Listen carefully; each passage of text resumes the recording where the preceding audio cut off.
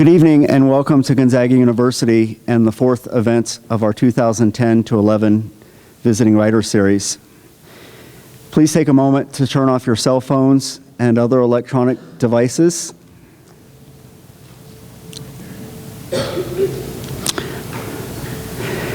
Before I introduce our reader, I'd like to thank the many people that helped realize this event for our campus and community. Humanities Washington, a great supporter of the arts in our state, has blessed us again with a grant to help fund our programming. Here on campus, the offices of the Academic Vice President, the Unity House Multicultural Education Center, the Dean of the College of Arts and Sciences, GSBA, and the Faculty Speaker Series generously support these readings. I'd also like to acknowledge the Davenport Hotel and Tom Wabker of Penaluna and Company.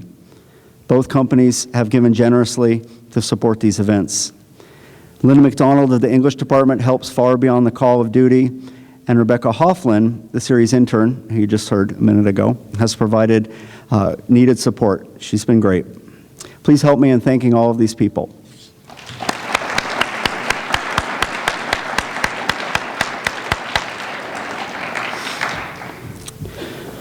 Although our series is called a Visiting Writers Program, tonight's reader is not, I'm pleased to say, a visitor to our campus.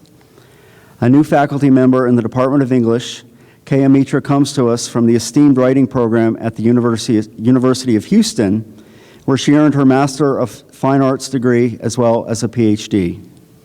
Further, she has received several honors and awards for her writing, including a Fulbright Fellowship to India and publication in the august Kenyon Review, the Best New American Voices of 2007 anthology, and several other highly regarded national publications.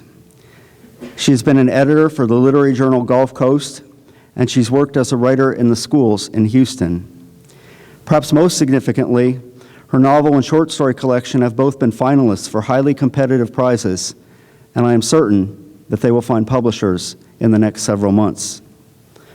All of which is to say, she is a talented writer on the cusp of breaking through to national acclaim, a dynamic which is, I'm sure, very exciting for Keya, but also a great honor to Gonzaga and the English department. Her stories are written with confidence and verve, ambitious in their explorations of cultural and filial subject matter, uncompromising in their search for revelation. She is skilled at description, sharp with dialogue, and adept at inhabiting different points of view, moving seamlessly, for example, in her powerful story, Pompeii Recreated, from a daughter's voice to a mother's voice, and back again as both attempt to reconcile with the loss of a mother who is also, of course, a beloved grandmother.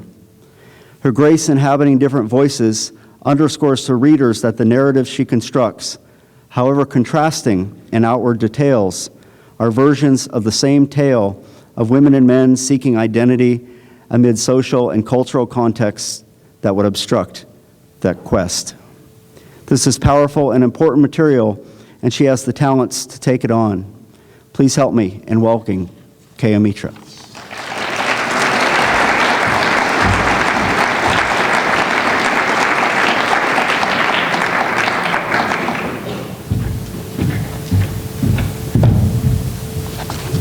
Thank you so much, Todd. That was a really wonderful introduction. And I want to thank all of you for being here, to the English department, to really everyone at the university. It's a huge honor to be able to read my second semester here. This is my first year here at the university, and it's really wonderful and exciting to be part of this series. So thank you all so much, and thank you to all of you who are here. So I'm going to read the first part of one story called A Family Matter, and then I'm going to read the second story in its entirety, and it's called The Magnificent Purr. They're both actually written from the point of view of men, and so, that's something probably early on that you'll figure out. The second story is very strange, and it's about cats. I have a particular sort of fixation with cats, so it's all about sort of the experience of being a cat and inhabiting a cat's body. So the first story is called A Family Matter, and I'm just going to read the first part of it. It's 7 in the morning on a Thursday, and I'm already late for school when I walk into the dining room for breakfast and find Debbie, my newborn sister, floating in the aquarium. My dead newborn sister. She must be dead. After all, humans can't survive underwater, but the magnitude of this doesn't register. Last week, Miss Monroe taught my 11th grade Spanish class the difference between ser and a star, a defining characteristic versus a temporary state. The example my Spanish teacher gave, tú estás muy bonita hoy. You look very pretty today. Tú eres muy bonita. You are very pretty. Miss Monroe is a native Houstonian, but she exaggerates her Spanish accent, perhaps hoping it'll disguise the reality that she's white and has never visited a Spanish-speaking country. A piece of advice, if you're ever in Cancun trying to find a hot date, never use a star when it comes to a girl's looks, Miss Monroe said to the class. She's a sallow-faced woman with frightened eyes, and she stumbled over the joke. I imagined her rehearsing the line in front of a mirror the night before to get the delivery just right, desperate to show us that words like ser and a star have meaning in our lives. I realized that she was terribly alone, and she reminded me of my mother. I don't even know what this means, Shannon said to me a year ago about the note I'd written asking her to the Sadie Hawkins dance. I know that the girl is supposed to ask the boy, I wrote, but I don't see any use in reversing roles for this occasion. I want everything right side up. The prose crowded the margins, desperate, breathless, clingy. Shannon said, Gapu, you're too smart for your own good. You live in an alternate universe or something. I don't even know what this means. It's a popular expression at school. In the cafeteria, girls giggle about the boys that they like. Never about me, of course.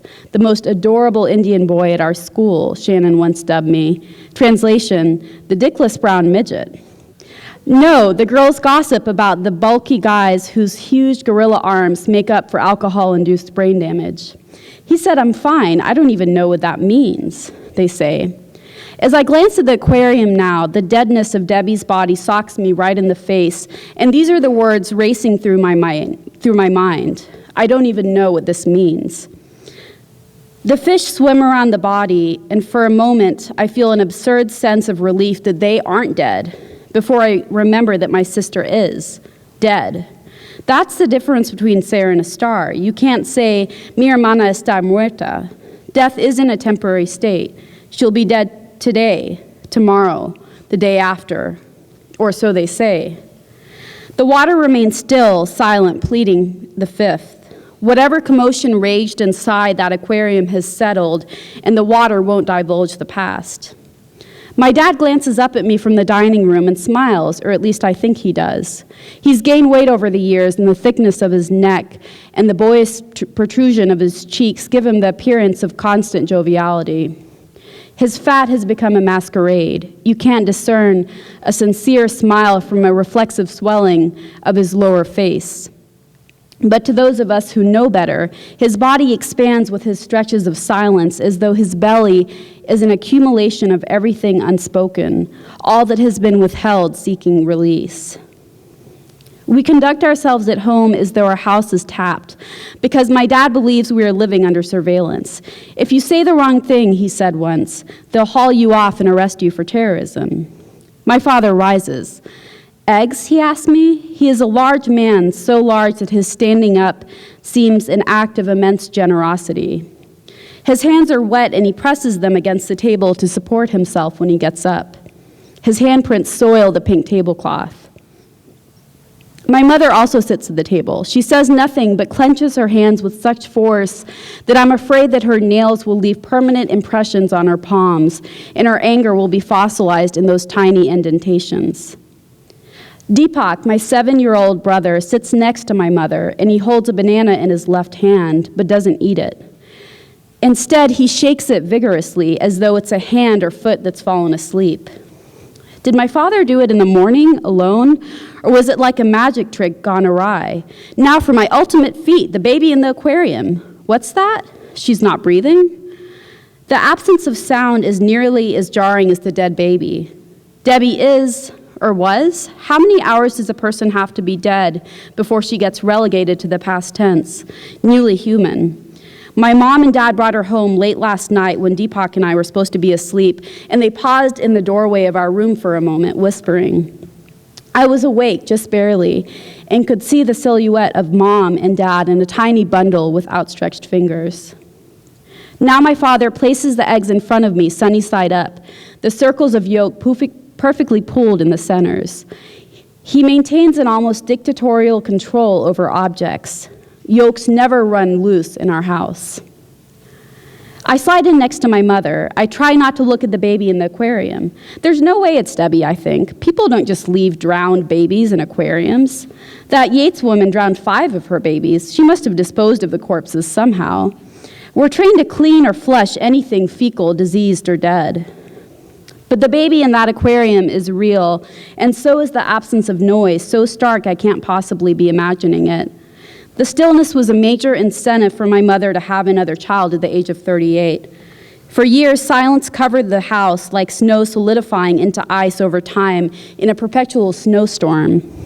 I'd sometimes push my face against the bedroom window, wondering how everything outside could appear calm in the midst of such merciless weather, wondering whether the insides of the other houses in our neighborhood were like ours, filled with a quiet that lulls you into apathy, so you're always jerked awake or jerked back to sleep, but never anything in between. I know I didn't tell you I went off my birth control, I heard my mom saying to my dad one night, but who knew I'd get pregnant at this age? The lie was so weak that even her voice couldn't sell it. The real explanation, I can't stand the silence. I want sound again. People have certain misconceptions about craziness. Let me explain. Crazy comes in different brands. Crazy doesn't always mean brooding, incoherent mumblings or overgrown nails.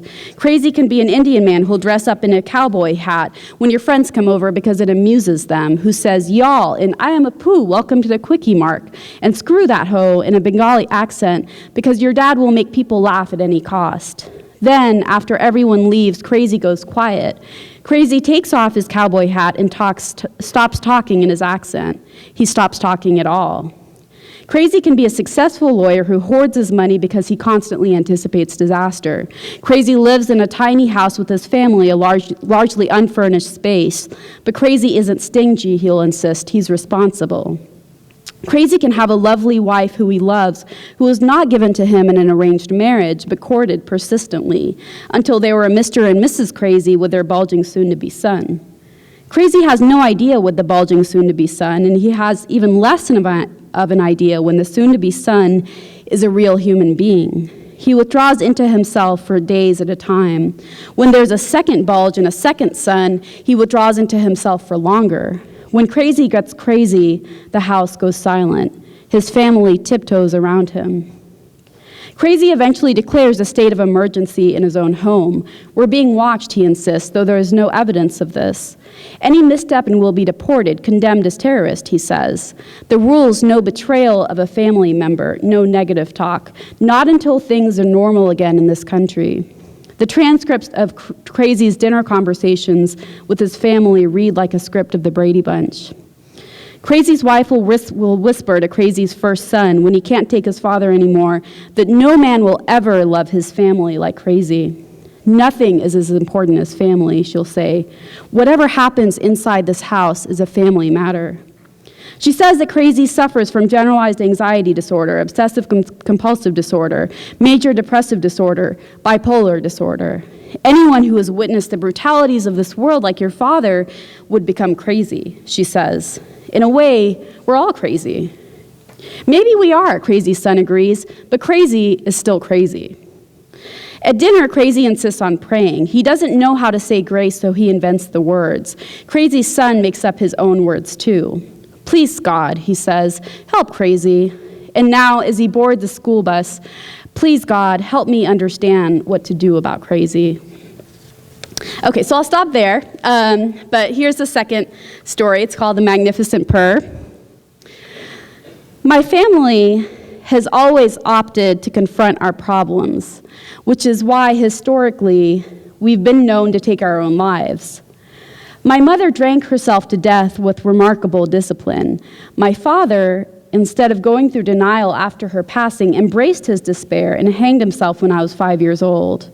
My grandmother, who had the fortune of finding his body in his childhood room in Calcutta, India, didn't think to deceive me about the suicide. When I was older, I resented her for her honesty, for not inventing a more noble death for my father. I wanted to grow up believing that my father perished in a hunger strike, starving himself like Gandhi for some grand yet unattainable cause. After my family's suicide, I lived with my grandmother until she died when I was 10, at which point I was shipped across the ocean to Houston to live with my uncle. The journey from India to America was my first time on an airplane. As we landed in Houston, the buildings below resembled tiny carved stones, illuminated to a saintly glow by the artificial city lights. It was exhilarating to view the world from such an enormous and deceptive height. In India, I'd lived with my grandmother in a modest one-story house on the outskirts of the city, and when I walked through the heart of Calcutta, I'd look up at the three-story mansions towering above the streets, at the kids standing on their flat roofs, and imagine seeing the world from such a height. From the roof of a mansion, your lens is larger, your sight panoramic, and you can remain a stranger to the grotesque. From such a height, you are not level with the rest of the world, you are above it. My wife Caroline grew up in a suburb of Dallas, Texas, a very different city from Calcutta, but her childhood home resembled those Calcutta mansions. It was massive, overseeing the entire neighborhood. Caroline, who had a vaguely stoned-looking Jesus tattooed on her lower back, clung to an absolute faith in God that is anachronistic in this day and time. When I married her, I attributed her optimism to her youth. She was 24 when we married and 7 years my junior. And her money. I believed that faith was the luxury of rich people. Personally, I'd seen far too much misery to harbor such delusions. But Carolyn believed in God, which is why she was bowled over when she discovered that the Jesus tattoo on her back might be killing her. The doctors suspected that the needle used by the tattoo parlor had been contaminated, causing an infection. Her symptoms mimicked those of hepatitis C, the liver damage, and fatigue, but she tested negative for that specific disease. She became the obsession of several prominent doctors in Houston. When a doctor mentioned the possibility of the Jesus tattoo being the culprit, Carolyn, herself a prominent oncologist, was stunned. "But it was a tattoo of Jesus," she said. "I got this from a Jesus tattoo?" Carolyn was a vigilant Baptist, the kind of girl I'd always dreamed of bagging after moving from India to Kingwood, a suburb of Houston in which virtually everyone was Christian. My uncle and I were the lone Hindus in the vicinity. On Sunday mornings, my uncle and I played tennis because the courts were empty then. Everyone else was at church.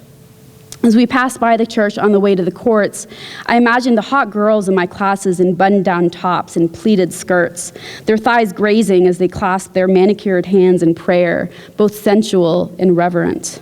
I begged my Hindu gods to let me court Christianity until I landed one of those gorgeous white girls who volunteered in youth groups, but also donned heavenly legs sculpted in step aerobic classes. The Hindu gods didn't respond to my prayers, probably because it wasn't kosher of me to ask their permission to stray. But to a teenage boy, the possibility of sex trumped anything that God had to offer. Because Carolyn had remained faithful to Jesus her entire life, she was certain that he would zap away her illness. But she grew impatient as months later her health continued to decline despite her perfect church attendance. One day, she lost it. The church parking lot was divided into sections named after characters and places from the Bible, and every Sunday we drove to church early so we could park in the Jesus or Virgin Mary section instead of a lesser one like Bethlehem. That morning, another aspiring Jesus parker nearly T-boned me trying to steal the spot, and Carolyn shot the bird at the tiny elderly man, a gesture I'd believe her to be incapable of. Then she started sobbing. "We have to try something else," she says. "This isn't working. My cousin Emily just told me about this feline retreat in Austin. She hasn't had to have chemotherapy since she came back from it. It sounds ridiculous, I know, but we should go." Everyone was high-strung then, shaken by the threat of terrorism and discouraged by a war that seemed like it would never end. And people had grown impatient with relaxation techniques like meditation and acupuncture and yoga. The newest social trend among the wealthy involved trying to inhabit the minds of domestic animals. dogs, fish, even iguanas. Cat retreats were their latest fad. I'll look into it, I said. I'd have done anything to mitigate her pain. And so we made the 3-hour drive from Houston to Austin on a gray Sunday morning, our car battered by a biblical bullysome rain, the kind that pounds you relentlessly, breaks, then belts you for another half hour. Carolyn read from the internet review about the retreat. By the end of the retreat, she quoted, "You will achieve the purest, most sublime expression of happiness, the purr. Additionally, you and your partner will be able to communicate through meows and resolve disputes not with the fractured, judgmental shards of language, but with the distilled tones of raw, feline emotion." "We can't tell anyone about this," I said. "We're doctors, for Christ's sake." "This is legitimate," she said. "It's supposed to have all sorts of health benefits. Some people even say it cures cancer. Besides, it should speak to you. The guru who founded the magnificent purr lived in a colony of cats in India for like 100 years. There are a lot of Indians in this world," I said. "Not all of us know each other." She married me in part because I, a Texas-born Indian American, embodied a world she'd never fully explored. When we first started dating and I told her about India, the mansions, the begging children, the grandeur of Amritsar's golden temple, she'd fix upon me a rabid gaze. I was grateful for her attention, grateful that I could bring to her a fuller understanding of the world that she so yearned for, and my gratitude and time morphed into love. We were about a mile away from the magnificent purr when Carolyn told me about the no-sex policy. "Why?" I asked. "Cats have sex all the time." "The expression is hump like dogs. Have you ever heard anyone say hump like cats? Cats are too spiritual to be concerned with sex." "Why can't we just be happy to be human?" I asked. "Because the cat's purr is the purest expression of happiness," Carolyn informed me. "I just have an objection to spending $5,000 on a retreat during which we eat tuna out of bowls and groom each other. Where does the $5,000 go?" "Toward the training, of course," Carolyn said. "Who's training these people? A bunch of stray cats? I can guarantee they're not getting paid." You could see the white compound from the highway with the magnificent purr painted in big green bubble letters. "Hey, look at that, we're here," I said. I bet the owner spent hours deliberating over what color they should paint that sign. They probably picked green because it signifies birth or renewal. What a load of crap. "This negative mode of thinking was keeping me from expanding the boundaries of my universe," Carolyn responded. "I was so afraid of hoping for anything." "I grew up in India. I've seen the whole world," I said as I exited the highway. Her disenchantment with me had become as severe as her disease. Once she'd marveled at my ability to expand her world. "What have you done with your life, Catwoman?" "Excuse me," she said. "You can't stand that you're no longer my savior." We'd arrived. The entrance was marked by a tree with 2 burly branches raised in a triumphant V, surrounded by smaller branches. "Hey, look at that tree," I said. "It's like 10 stories high." Carolyn leapt out of the car and slammed the door. Her arms sliced the air as if she was determined to draw blood from the ether. Lately, she started wearing linen dresses, hoping perhaps that the carefree attitude of the linen would somehow seep into her state of mind. As she marched toward the registration office, I could just make out the tattoo on her lower back underneath the transparent sheath of a dress, that homage to Jesus that had cost Carolyn her health. The meeting room for the magnificent purr was crammed with people with tensed bodies and loose-flowing linen clothes, just like Carolyn. Everyone was missing something: an earlobe, 3 small toes, hair. Those with no anatomical losses had something they'd given up. A teenage boy, his father, a matronly middle-aged woman, her wedding ring after her husband, who was in the army, fell in love with an Iraqi civilian. These people believed that they were victims of deprivation, so you saw them no other way. The space looked like a huge garage decorated with bright, oddly shaped rugs. Large banners crowded every corner with sayings like, "The purr equals peace," and "Claim your inner cat." The retreat leader introduced herself. Her name was Ecstasy Brown. Ecstasy wore a loose vinyl dress that hung from her body like a shower curtain. She made us store wallets, purses, and cell phones in lockers because she didn't want us to be concerned with material possessions. After I'd written the check, of course. Then she began handing out these hideous bodysuits made out of synthetic fur. Carolyn got the calico hide, and I was stuck with the coat of a Russian blue. Please put this on. You should experience the sensation of having fur. Dressing rooms are in the back, Ecstasy said. Have these been dry cleaned? I asked. Apparently the question wasn't a fashionable one. We ask that you not worry too much about hygiene while you're here, Ecstasy said. Focus on your soul. They hadn't been cleaned. When do we shower? I asked Ecstasy. Cats don't shower, Ecstasy said, so we ask everyone to at least attempt to refrain from bathing during these 7 days. But we're not cats, I said. But you're here so you can live inside the mind of a cat, Ecstasy explained. But we're not cats, I repeated. Carolyn dragged me to the dressing rooms. The catsuit was a one-piece atrocity with hands and feet shaped like paws with tiny acrylic nails attached. I dropped my pants and my dick drooped in grim resignation. You and me both, pal, I whispered. The catsuit swallowed my body. I pulled the mask, a cartoonish creation with whiskers and triangular ears and holes for your eyes, mouth, and nostrils, over my head. I was being forced to wear a furry costume, crawl on all fours, and meow. Images from Abu Ghraib flashed through my mind. I was paying $5,000 for this torture. I left my dressing room in a huff and waited for Carolyn. I could see through the tiny blinds on her dressing room door. She was hunched over in a chair, naked. She'd once been an avid runner with a body enviably graced with muscle. But now her skin was stretched over her skeleton like a glove, and no muscle provided a buffer between bone and skin. At that moment, reality socked me in the face. My wife wasn't just sick, she was dying.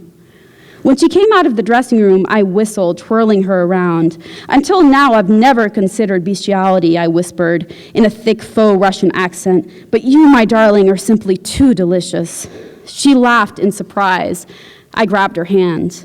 That's why I'm called a Russian blue, because until I can make love to you, this Russian will be blue, I growled. At some point, I'd lost sight of my playfulness, and my temperament had soured, along with my wife's mysteriously declining health.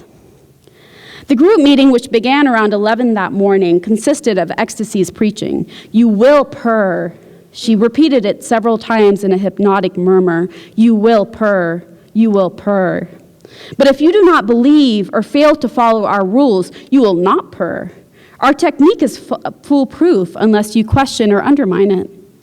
Cats, Ecstasy said, know how to transcend everyday anxieties. They possess an intrinsic sense of balance. In their expression of joy, the purr is a scientific enigma. Immerse yourself in the experience of speaking cat. Your pain will evaporate, and you'll be wrapped in an aura of absolute peace. I was sweating underneath a synthetic fur, and a rash festered in my crotch. I scratched myself and felt half the room staring at me. Don't be so damn judgmental, I wanted to shout. No mammal, however graceful, is beyond scratching his balls. A group of assistants strolled around as Ecstasy lectured to us. They wore yellow t-shirts with logos in big black letters on the front reading, "Purr your way to God." Your catsuits might seem uncomfortable, Ecstasy said to the crowd, although I suspected she was addressing the ball scratcher of the group, especially because we've chosen not to indulge in air conditioning. Happiness is a state of mind. Once you learn to tune out external discomfort, you'll be able to endure any obstacle. A 20-something kid inched toward the exit. You're leaving? Ecstasy asked. He nodded. Poor bastard. Fear precedes the sublime, Ecstasy said. This retreat relies on our participants' group energy. Our founder had a mantra, unless all stay until the end, we cannot transcend. Two assistants ushered him back to the group. The next hour, Ecstasy said, would be our time to silently explore our surroundings and access our inner catness. Remember, she said, the purr will save you. Carolyn scurried past me. Crawling, I followed her limp calico tail until I lost her in the crowd of furry, uncoordinated people slogging around on the floor. A pair of double doors opened into a green lawn with a pond and the enormous tree we'd seen at our arrival. It had stopped raining. A man whose portly body had been unfortunately forced into a tiny black catsuit beat me outside and raced to the tree. I rushed over to the pond on my hands and knees, desperate to dip my paws in the water. The cat costume was unbearably hot. When I was a few feet away, someone called out behind me, "You don't like water." Ecstasy was chasing after me, panting. I dashed on all fours towards the water. "Stop," she yelled. "You're a cat. You need to fully inhabit your feline nature." The huge man clawed at the tree trunk, attempting to climb it before falling on his ass. For a moment, Ecstasy was distracted. "Don't give up," she called out. "You are a cat." There's a reason that cats don't come packaged in 300-pound bodies, I thought. I dipped a synthetic paw in the water, sighing with contentment. She turned her attention back to me, and for a moment I thought she might bend down and swoop me up. "Just try it, bitch," I thought. "You either support your wife," she said, "or you leave so she can recover in peace." "Fine," I mumbled. "Good then," she said, and she turned to walk back to the compound. The 300-pound man-cat tackled the tree. He made it a few inches up the trunk before crashing onto a clutter of rocks. He limped behind me as I crawled back to the compound. "I'm really trying," he said. "I feel like such a pussy." "Yeah," I said, patting his back. "I've felt that for years. It's a bitch being a cat." On day 2, we began the Meow Dialogues, which had apparently healed Ecstasy's own marriage, giving her and her husband the ability to communicate complex, nuanced feelings. A meow, she said, can convey love, anger, or sorrow. Words and sentences splinter our emotions, but a meow is entirely pure and uncensored. Don't hold back. A cat psychologist supervised us as Carolyn approached me on all fours. "Meow," she belted out. "Meow," I said, grinning at her. "Meow." This one was more confrontational. "Meow." I tried to summon the appropriate amount of fervor. "Meow." "Don't be so passive," her meow said. "Meow? Do you really expect me to get excited about meowing?" "Meow." "What's wrong with you? Why can't you just try?" "Meow." "Because this is ridiculous and it's insulting to cats." "Meow." "Fuck you for not believing in miracles." She raised a paw, sprung towards me with a low growl, and scratched my nose. "Meow," I hollered. I lunged forward to headbutt her. A woman too heavy for her tiny Siamese cat getup yelped and threw herself on all fours in front of Carolyn. She lifted a thick paw threateningly at me. Ecstasy stomped over to us, gripping a blue spray bottle. "No, no, no," I said. "She scratched me." She squeezed the trigger and sprayed me in the face with a bitter blend of water and vinegar. "No," she barked, spraying me in the eyes. "No." An assistant knelt by me, holding the consent form we'd signed. She pointed to the clause reading, "Violence including but not limited to growling, scratching, clawing, biting, wrestling, headbutting, and or humping will not be tolerated under any circumstances and might result in expulsion from the premises and forfeiture of entire deposit." Day 1, and I was already being condemned for feline domestic abuse. Apparently, our skirmish had distracted the crowd from mastering their new language. Ecstasy ended the session early. "We will now take a brief cat nap," she announced to everyone. "Purr away your hostility. Forgive those who have interrupted your meows." I crawled to the other side of the room, curling into a fetal position. I tried to purr as magnificently as I could. All that emerged was a thick, phlegmy sound. "God," I prayed silently, "this better help Carolyn. Have we lost our minds in trying to save her life?"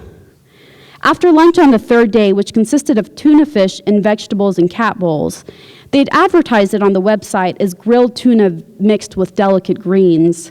Carolyn and I separated for our individual therapy sessions. My feline therapist was a pretty, restless woman who had an unhealthy attachment to her pen.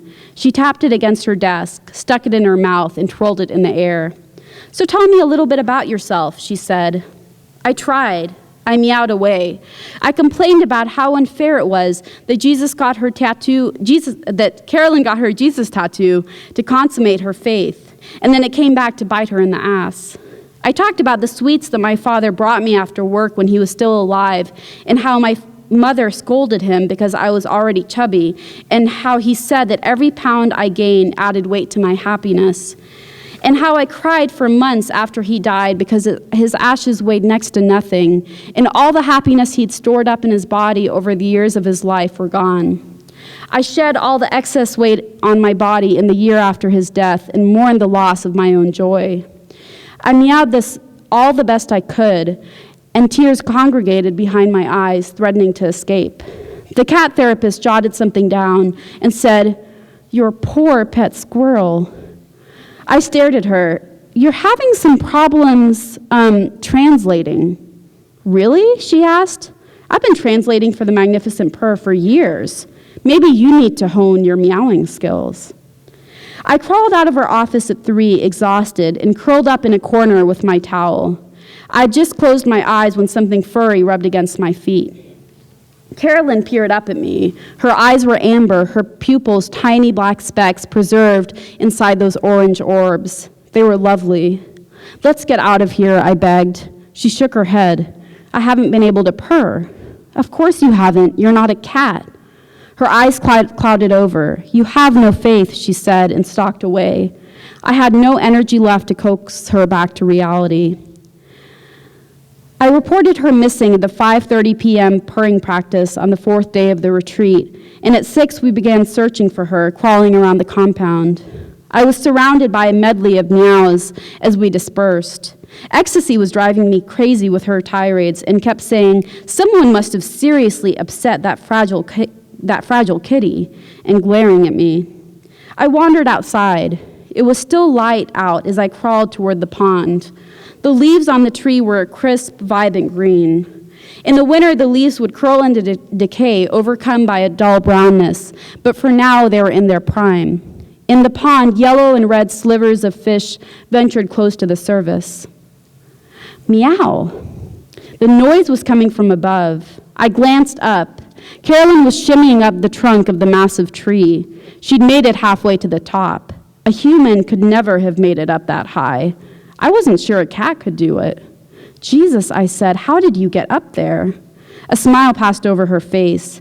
She responded with a demure meow as she ground her nails into the bark and ascended higher. There she was, scaling the tree with her furry appendages. In the pond, I could see the reflection of my face in the smooth, elegant line of Carolyn's climb. She was no longer an awkward human, but a bold feline. The water rippled gracefully, and I wondered how the water could move on a day so still. But it seemed to possess a grace, a rhythm, unaffected by the world's moodiness. Light emanated from beneath the water, transforming our reflections into something divine. And for a brief moment, I swear that the entire world glistened. Then, Caroline squealed. I spun around. There she was, straddling a tiny branch near the top of the tree, stroking the leaves like they were the ears of a beloved horse.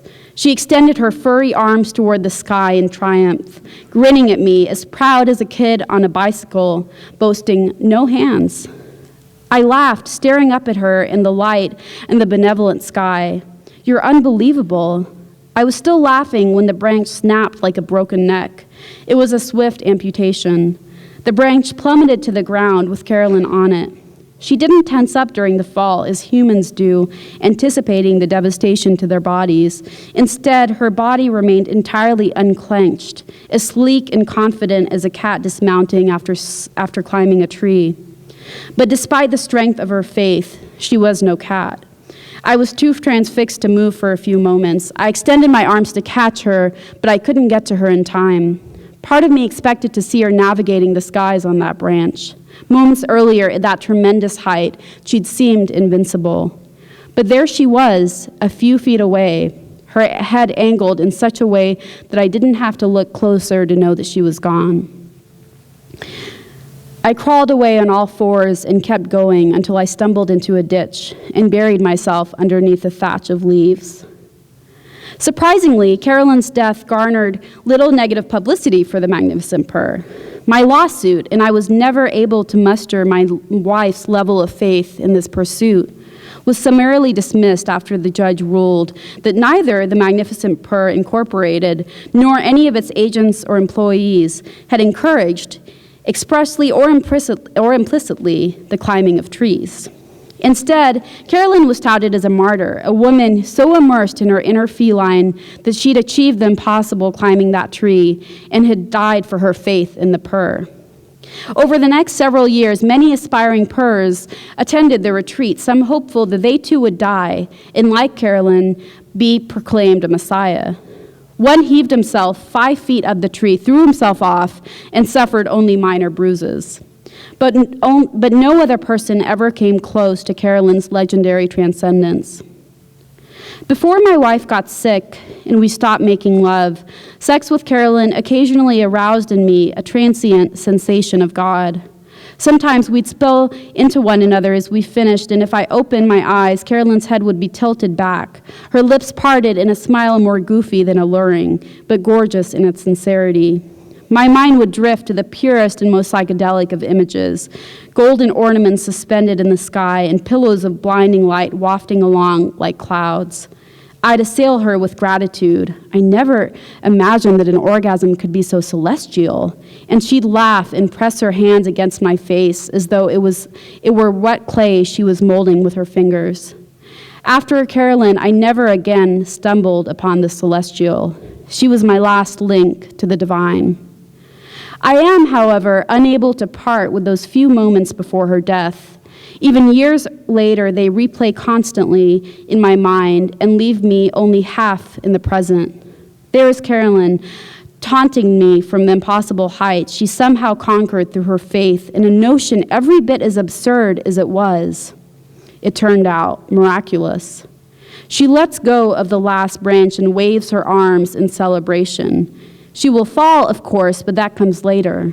For now, I gaze up at her delighted face from the ground, as I once gazed upon the wealthy children playing on their roofs in Calcutta, and wish once more that I might view the world and all its mysteries from that great height. Thank you so much.